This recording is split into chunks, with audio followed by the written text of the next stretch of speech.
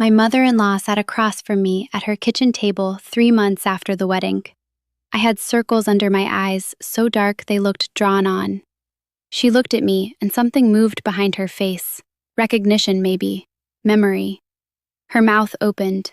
I watched the sentence form. I think she was going to ask me if I was all right. I think the words were right there, in the warm space between us, next to the bread, next to the coffee with the chipped cup she always gave me. And then she closed her mouth and asked if I wanted more coffee. That was 13 years ago. The sentence she couldn't say, I have been carrying it in the base of my throat ever since. It sits there like a stone I swallowed warm. I have tried to say it in 4 different therapists' offices, in an empty parked car, into a pillow at 2 in the morning. I have written it down and erased it. I'm going to try to say it now. Stay with me. I pulled back just now. I felt the sentence getting close, and I stepped sideways into something safer. I need a moment before I go back. My name is Emma, and this is Emma the Amish Soul, a place where the sentences that got swallowed in kitchens and bedrooms and church pews are allowed to be said out loud. If you want to be here when I finally say mine, subscribe. If staying with someone while she finds her words matters to you, that matters to me. Is there something you have been carrying that you have never said where anyone could hear it? If there is, you are in the right place. Becoming a member or leaving a super chat helps me keep this space open for all of us who are still practicing our sentences. I'm going back in now. The sentence is closer than it was. In the world I come from, the body did not have a language. I do not mean that we didn't talk about it. I mean there were no words for it at all. We had words for the body as a tool. Hands that kneaded bread, arms that carried hay bales, a back that bent over the garden until the light failed. But the body as something that felt, wanted, refused, responded. For that body, there was silence. Not the kind of silence that follows a question nobody wants to answer. The kind of silence that exists because the question was never formed. We did not avoid speaking about desire. We existed in a world where the word did not reach us. Gelassenheit, yielding, was the air. You yielded to God. You yielded to the bishop. You yielded to the community. And if you were a woman, you yielded to your husband because Paul said so, and Paul's words were read at every wedding I attended from the time I was old enough to sit still on a wooden bench. The only education any of us received about the wedding night came from our mothers. I need you to hear that clearly. Not from books. Not from school. We left school after 8th grade. Not from friends, because friends did not speak of it either. From our mothers, in private, usually once, usually briefly, usually in the days just before the wedding. Mothers spoke to daughters, and, this is the part that took me years to understand, mothers spoke to sons. 2 separate conversations, 2 separate lessons. The daughter received silence dressed as patience. The son received something else entirely. I did not know what the son's conversation contained until I had been married for years and had already left the community. The 2 conversations happened in 2 different kitchens, weeks before the same wedding, preparing 2 people for the same night, and they could not have been more different. One said almost nothing. The other said everything. My mother-in-law's kitchen had a wood stove with a crack in the front plate that had been there so long it had become decorative.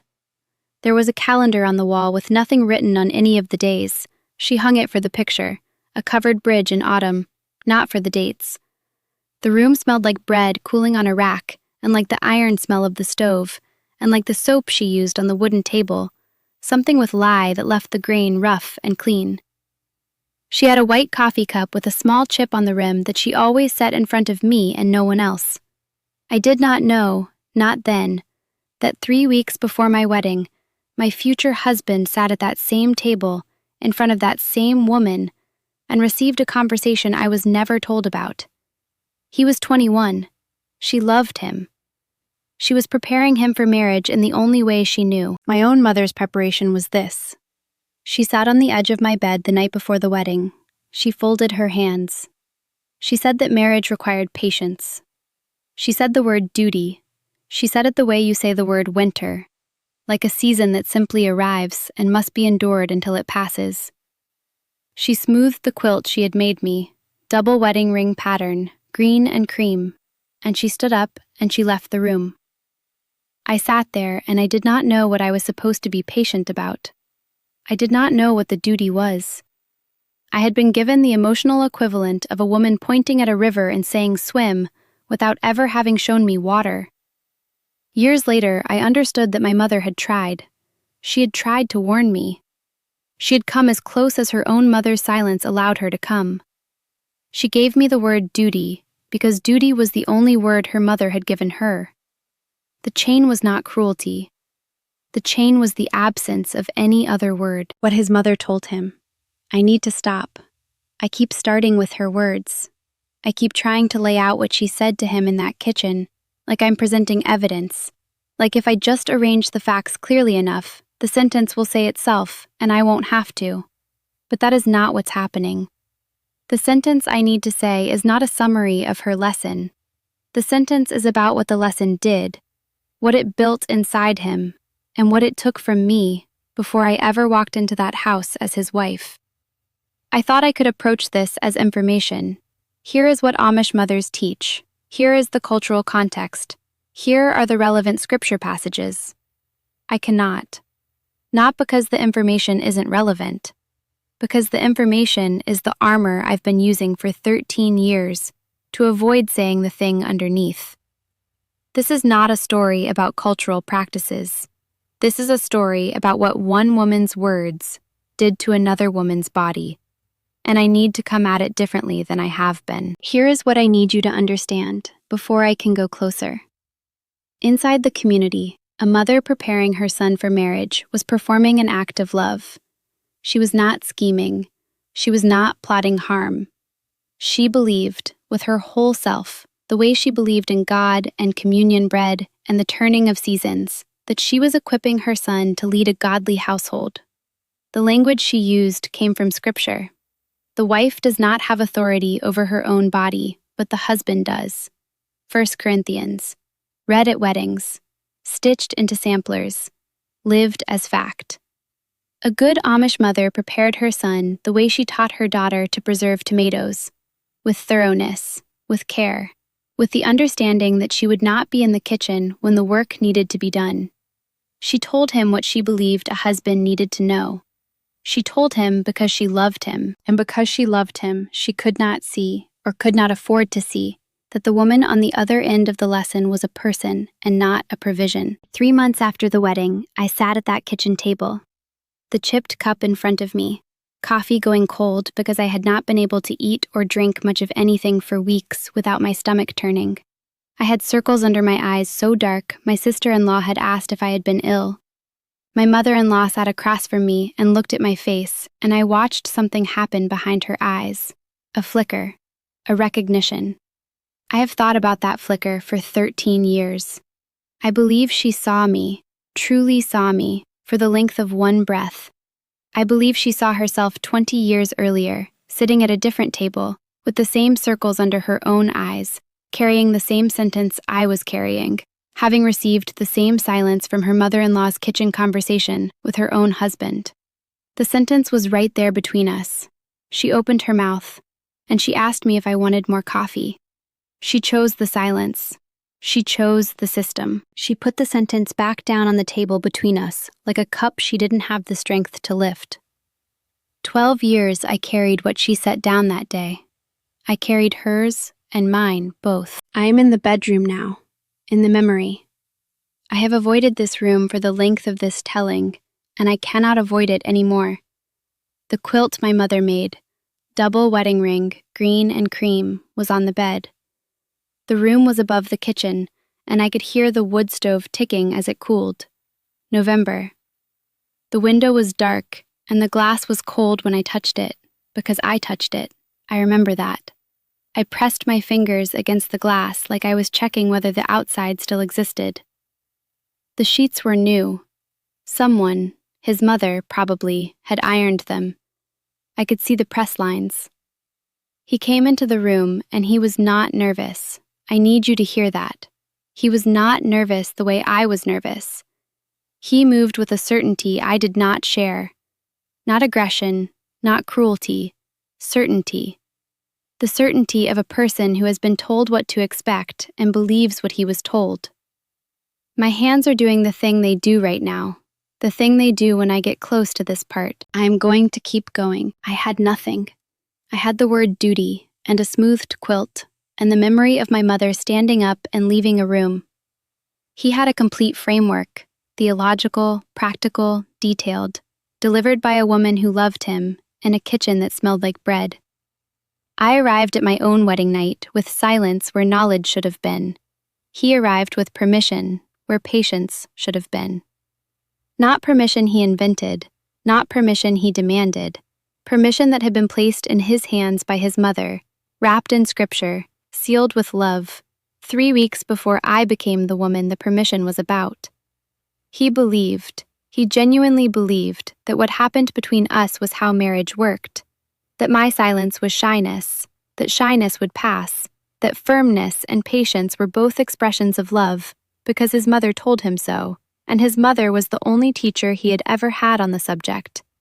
He was as failed by that kitchen conversation as I was. The difference is that his failure looked like confidence, and mine looked like stillness. The sentence is close now. I can feel it. It starts with she, and it is not about blame. I need to say that. It is not about blame. His mother is not the villain of this story. There are no villains in this story. There is a system that handed a woman a set of words and told her the words were love, and she believed it. And she passed the words to her son, and he believed it. And I received the consequences of everyone's belief in a dark room above a cooling stove. The sentence is about the chain. The sentence is about what it means to have your body spoken for in a room you were never invited into. I said I would try to say it. I am trying. Let me get there the way I need to get there. Years after I left, my husband, my former husband, and I spoke on the phone.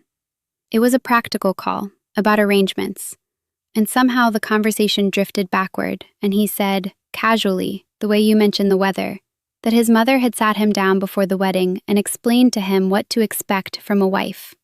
He used that word, expect. She told him that a wife's body was part of God's gift to a husband, that the gift came with shyness at first, but that shyness was not refusal, that patience and firmness were both part of unwrapping what God had provided, that she would learn to accept her role and find peace in it. He told me this like he was recounting a recipe, like it was simply how the bread was made, and I was sitting in a car, my car, the first car I ever owned, the first machine I had ever driven, and I was crying so hard I had to pull over. Not because of what he said, because of how ordinary it sounded to him, because I realized he had never questioned it, because the lesson had worked exactly as designed. I said accept just now. That's the word he used. That is not the right word. The right word is, I am getting closer. I am getting closer to the right word. I pulled the car to the shoulder of a 2-lane road. The window was down. It was September, and the air smelled like cut hay, which is a smell that still makes my chest tight, because it smells like the world I came from and the world I left, and I cannot separate the love from the loss. I sat there with the engine running, and for the first time I understood the full shape of what had happened to me. Not on the wedding night, before the wedding night, in a kitchen I had never been invited into, a conversation I was never told about. A woman who had lived through her own version of that same night, who had carried her own sentence for 20 years, and who sat down with her son, and instead of breaking the chain, instead of saying, this is what happened to me, and I don't want it to happen to her, she polished the next link. She taught him what her mother-in-law had taught her husband. She used scripture, because scripture was the only language the lesson could wear and still look like love. She taught him that my body was his before I even had a name. That is the sentence. His mother sat in that kitchen and told her son that his future wife, whoever she turned out to be, would belong to him. Not would love him, not would choose him, would belong to him. And she said it because her mother-in-law had said it to her husband, and hers before that.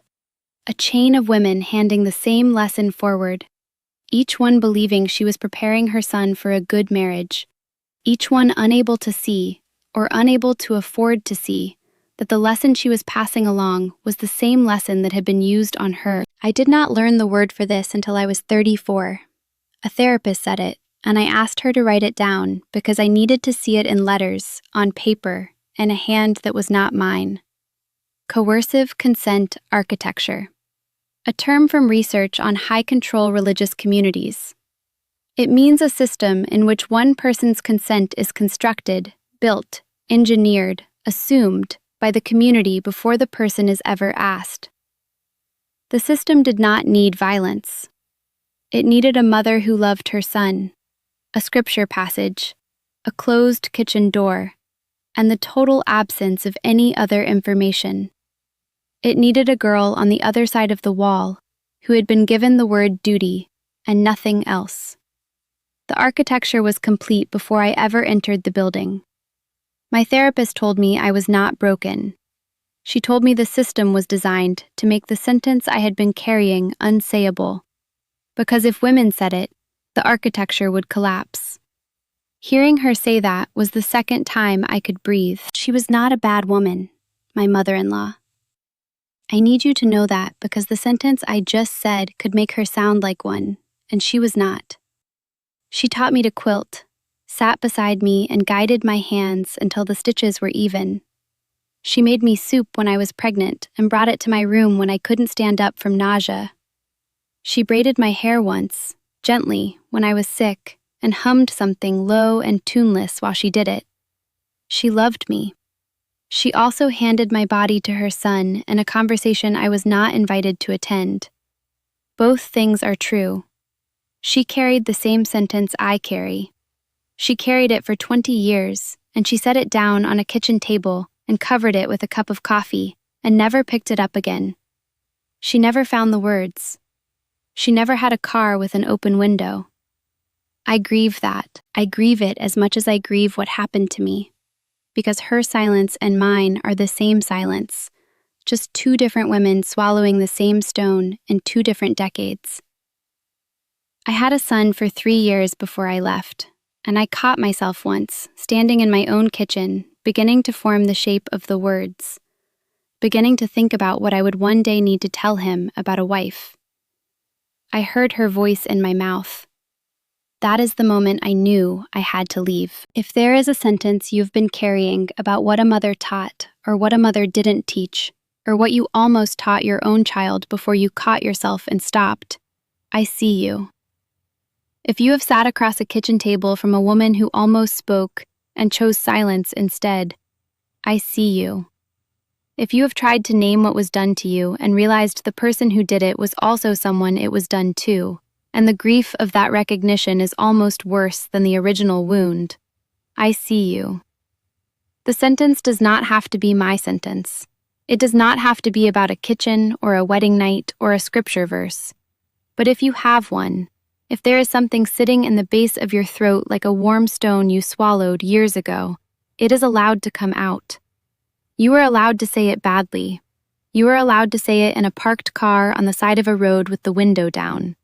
You are allowed to say it here. What Amish mothers teach their sons about wives is what was taught to them about themselves, and the chain does not break until one woman finds her own words and says them where someone can hear.